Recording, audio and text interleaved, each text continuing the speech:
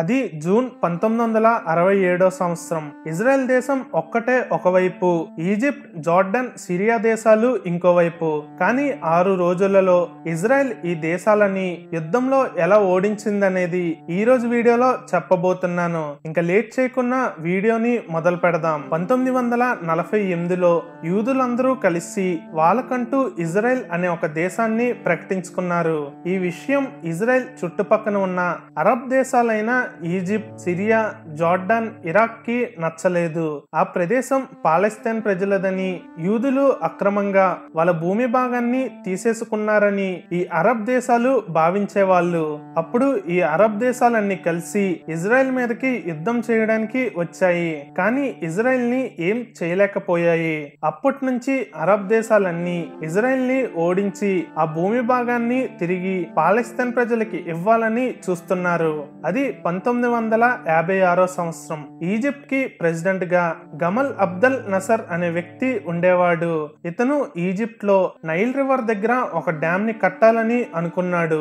ఆ డ్యామ్ కోసం అమెరికా మరియు బ్రిటన్లు ఫండింగ్ ఇచ్చేవాళ్ళు. కొన్ని రోజులకి అమెరికా మరియు బ్రిటన్ ఫండింగ్ ఇవ్వడం ఆపేశారు. ఈ ప్రాజెక్ట్ పూర్తి అవ్వడానికి డబ్బులు కావాలి. దానికోసం గమల్ ఒక ప్లాన్ వేశాడు.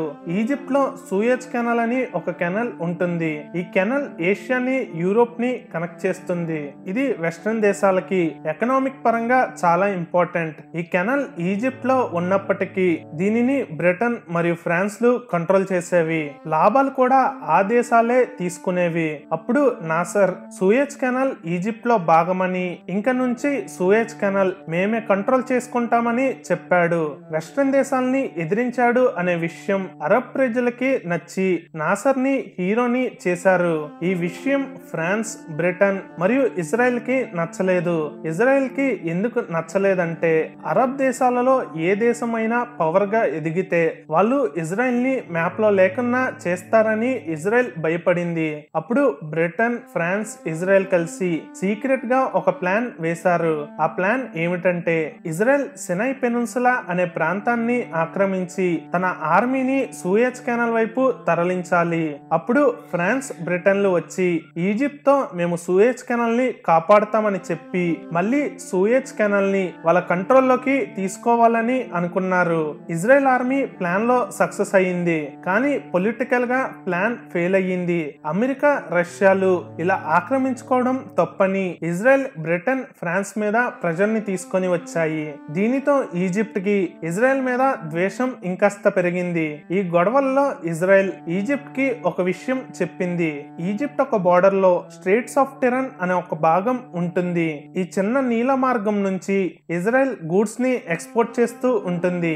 ఈ దారిని కానీ బ్లాక్ చేస్తే అది యాక్ట్ ఆఫ్ వార్ కింద పరిగణిస్తామని చెప్పింది.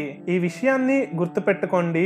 వీడియోలో మళ్ళీ చెప్తాను. 1959 నుంచి 1964 మధ్య సమయంలో Israel national water carrier project అనే ఒక ప్రాజెక్ట్ ని మొదలు పెట్టింది. ఇజ్రాయెల్ లో సీ ఆఫ్ గెలీలీ అనే ఒక చిన్న వాటర్ బాడీ ఉంటుంది. ఈ వాటర్ ని ఇజ్రాయెల్ దేశం మొత్తం వాడుకుంటాది. అయితే ఈ వాటర్ జార్డన్ రివర్ నుంచి ప్రవహిస్తూ ఇక్కడికి చేరుకుంటాది. అప్పుడు అరబ్ దేశాలన్నీ కలిసి ఈ జార్డన్ రివర్ ని డైవర్ట్ చేస్తే ఇజ్రాయెల్ కి నీళ్లు దొరకక వీక్ అవుతాదని అనుకున్నారు. అనుకున్నట్టుగా సిరియా ఇజ్రాయెల్ బోర్డర్ దగ్గర డ్యామ్స్ ని కట్టడానికి కాలువలు తవ్వి వాటర్ ని డైవర్ట్ చేయడం మొదలు పెట్టింది. దీనితో ఇజ్రాయెల్ సిరియా మీద దాడి చేసింది. సిరియా కూడా రివెంజ్ తీర్చుకోవడానికి వెయిట్ చేస్తుంది. అది 1967 సంవత్సరం. మిడిల్ ఈస్ట్ లో ఉన్న అరబ్ దేశాల నాయకులు ఇజ్రాయెల్ ని లేకున్నా చేస్తామని పబ్లిక్ గా ఇజ్రాయెల్ ని బెదిరిస్తున్నారు. ఇదే సంవత్సరం గమల్ నసర్ సిరియా మరియు జార్డాన్ దేశాలతో కలిసి ఒక మిలిటరీ ఒప్పందం కుదుర్చుకున్నాడు. అదేమిటంటే ఈ 3 దేశాలలో ఏ దేశమైనా ఇజ్రాయెల్ తో యుద్ధానికి వెళ్తే మిగిలిన 2 దేశాలు కూడా ఆ దేశంతో కలిసి ఇజ్రాయెల్ మీద యుద్ధం చేయాలి. సిరియా బోర్డర్ లో నీళ్ల కోసం అప్పటికే ఇజ్రాయెల్ మరియు సిరియా మధ్య గొడవలు జరుగుతున్నాయి. అదే సమయంలో సోవియట్ యూనియన్ ఈజిప్ట్ తో ఇజ్రాయెల్ పెద్ద మొత్తంలో ఆర్మీని సిరియా బోర్డర్ వైపు తరలిస్తుందని, ఇంకొన్ని రోజుల్లో ఇజ్రాయెల్ సిరియాని ఆక్రమించుకుంటుందని ఒక తప్పుడు సమాచారాన్ని ఈజిప్ట్ కి ఇచ్చింది. ఇది నిజమనుకొని 1,00,000 మంది ఈజిప్ట్ సైనికులని, ఆయుధాలని ఇజ్రాయెల్ ఇజ్రాయెల్ బార్డర్ దగ్గరికి ఈజిప్ట్ ప్రెసిడెంట్ మోహరించాడు. అరబ్ దేశాలకి తనే రాజు అని నిరూపించుకోవడానికి వీడియోలో ముందుగా చెప్పిన స్ట్రెయిట్స్ ఆఫ్ టెరాన్వే ని ఈజిప్ట్ బ్లాక్ చేసింది. దీనితో ఇజ్రాయెల్ మరియు అరబ్ దేశాలకి యుద్ధం మొదలైంది. ఇజ్రాయెల్ వైపు 2,50,000 మంది ఉంటే అరబ్ వైపు 5 లక్షల మంది కన్నా ఎక్కువ ఆర్మీ ఉంది. ఇజ్రాయెల్ దగ్గర 200 నుంచి 300 యుద్ధ విమానాలు ఉంటే అరబ్ దగ్గర 600 నుంచి 700 వరకు ఉన్నాయి. ఎలా చూసినా ఇజ్రాయెల్ ఓడిపోతుందని అందరూ అనుకున్నారు. అది జూన్ 4, 1967 సంవత్సరం. ఇజ్రాయెల్ లో ఉన్న పత్రికలన్నీ ఒక వార్తని ప్రచురించారు. అదేమిటంటే ఇజ్రాయెల్ ఒక ఎయిర్ ఫోర్స్ మరియు ఆర్మీ ఆఫీసర్స్ చాలా మంది లీవ్ లో ఉన్నారని ఆ పత్రికలలో ప్రచురించారు. ఇది చూసి ఈజిప్ట్ వాళ్ళు ఇజ్రాయెల్ అప్పుడే దాడి చేయదని అనుకున్నారు. అది జూన్ 5, 1967 సంవత్సరం. ఎవ్వరూ ఊహించలేని విధంగా ఉదయం 7 గంటలకి 200 ఇజ్రాయెల్ యుద్ధ విమానాలు రేడార్లకి చిక్కకన్నా ఈజిప్ట్ ఎయిర్ క్రాఫ్ట్స్ మీద దాడి చేసింది. కేవలం 3 గంటల సమయంలోనే ఈజిప్ట్ కి చెందిన 300 యుద్ధ విమానాలు మరియు 18 ఈజిప్టియన్ ఎయిర్ బేసెస్ ధ్వంసం అయిపోయాయి. ఈ విషయం తెలిసిన సిరియా మరియు జార్డన్ ఇజ్రాయెల్ మీద ఎయిర్ ఫోర్స్ తో యుద్ధానికి వచ్చాయి. కానీ ఈ 2 దేశాలని కూడా ఇజ్రాయెల్ ఓడించేసింది. మొదటి రోజు యుద్ధం ముగిసే సమయానికి ఈజిప్ట్ తన ఎయిర్ ఫోర్స్ లో 90% కోల్పోయింది. రెండో రోజు యుద్ధం మొదలైంది. అప్పట్లో గాజా స్ట్రిప్ ఈజిప్ట్ భూమి భాగంలో ఉండేది. ఇజ్రాయెల్ ఈ గాజా స్ట్రిప్ మరియు ఇంకొన్ని ప్రాంతాలను ఆక్రమించాలని అనుకుంది. ఇజ్రాయెల్ ఇక్కడ సైకాలజీ వారిని మొదలు పెట్టింది. ఇజ్రాయెల్ కావాలని ఈజిప్ట్ సైనికులు చాలా మంది మరణించారని ఒక ఫేక్ ప్రచారం మొదలు పెట్టారు. ఇది ఈజిప్ట్ ఆర్మీ మీద ఎంత ఎఫెక్ట్ పడిందంటే ఈజిప్ట్ లో టాప్ జనరల్ అయిన అబ్దుల్ హకీం తన సైన్యాన్ని మొత్తం వెనక్కి వచ్చేమని ఆర్డర్ చేశాడు. అలా ఇజ్రాయెల్ ఎయిర్ ఫోర్స్ మరియు సైన్యం కలిసి గాజా స్ట్రిప్ ని దక్కించుకుంది. రెండో రోజు యుద్ధంలో కూడా ఇజ్రాయెలే గెలిచింది. ఇజ్రాయెల్ గెలిచినప్పటికీ ఇటు ఈజిప్ట్ వాళ్ళు ఫేక్ ప్రచారాన్ని మొదలు పెట్టారు.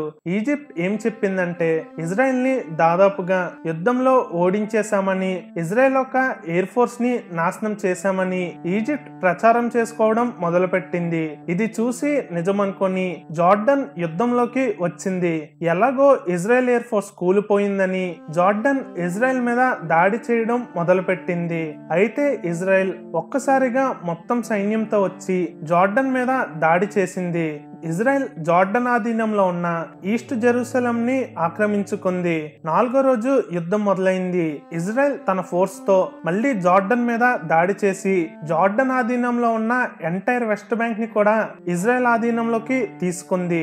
జార్డన్ ని ఈజిప్ట్ ని ఓడించిన తర్వాత సీ ఆఫ్ గెలిలీ నీళ్లని ఆపుదామని అనుకున్న సిరియా మీదకి ఇజ్రాయెల్ దాడి చేయడం మొదలు పెట్టింది. సిరియా ఆధీనంలో ఉన్న గోలాన్ హైట్స్ అనే ప్రాంతాన్ని ఇజ్రాయెల్ ఆక్రమించుకుంది.